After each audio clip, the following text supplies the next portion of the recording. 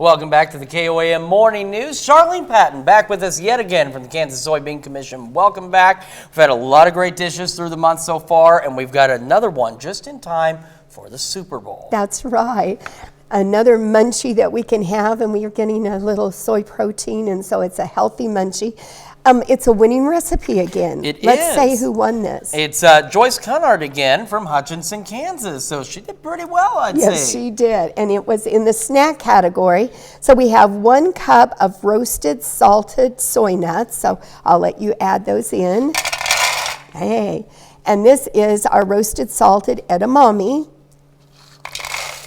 Nice colors here. And then this is our dried cranberries. Now you could use any dried food that you wanted to, but she used the dried cranberries.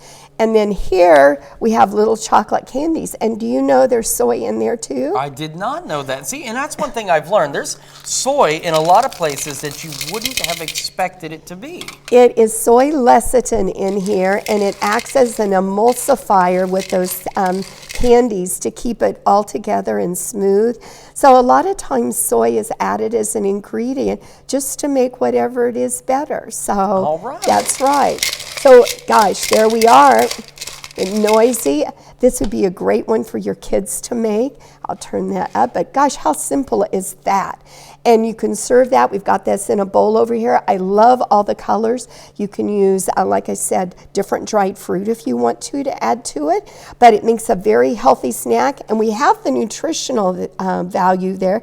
A 1/4 cup serving is 143 calories, and how much protein does it give us? 5 grams of protein. Yeah. That's right. So not bad, and that was simplistic. There's no baking, there's no cooking involved. Even I could do that one without messing it up. And you could add your own special touch of whatever dried fruit you wanted to add to it. Yeah, so you can shake it up any way that you'd like to. That's Just, right. You know, make it your own. So that's right. And of course, you've got information on all the recipes we've done on your website.